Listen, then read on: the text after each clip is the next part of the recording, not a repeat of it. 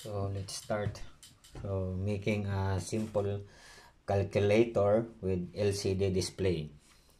So your first number is 25. Let's for example 25.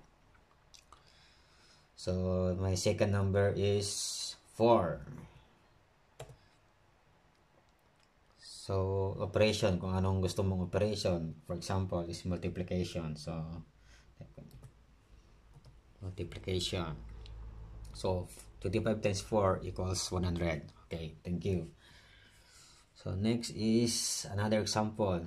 So 100. For example, first number is 100. So 100 is the first number. Then nagtatanong naman kung ano yung second number mo. For example is 300. The second number is 300. So next, anong operation ang gusto mo? Example, plus na lang para di mahaba. Plus. So 300 plus 100 plus 300 equals 400.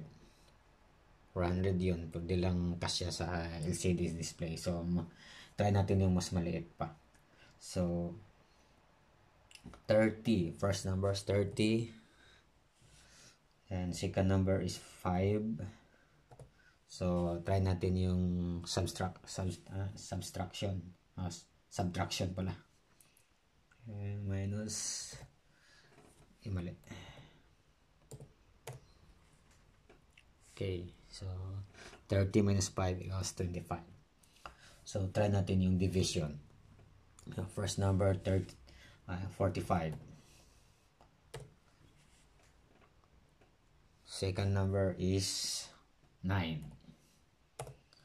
So try natin yung division is 45 divided by 9. So divide.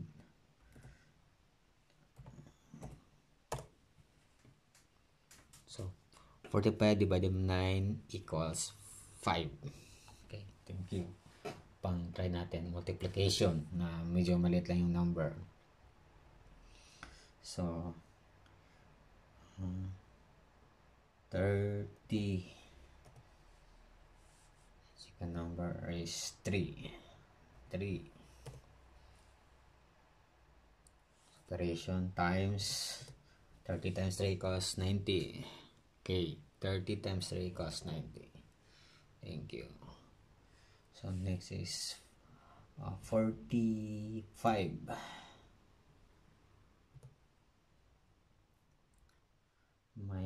So 35. Try na natin yung subtraction. So minus. Okay, 45 minus 35 equals 10. Thank you.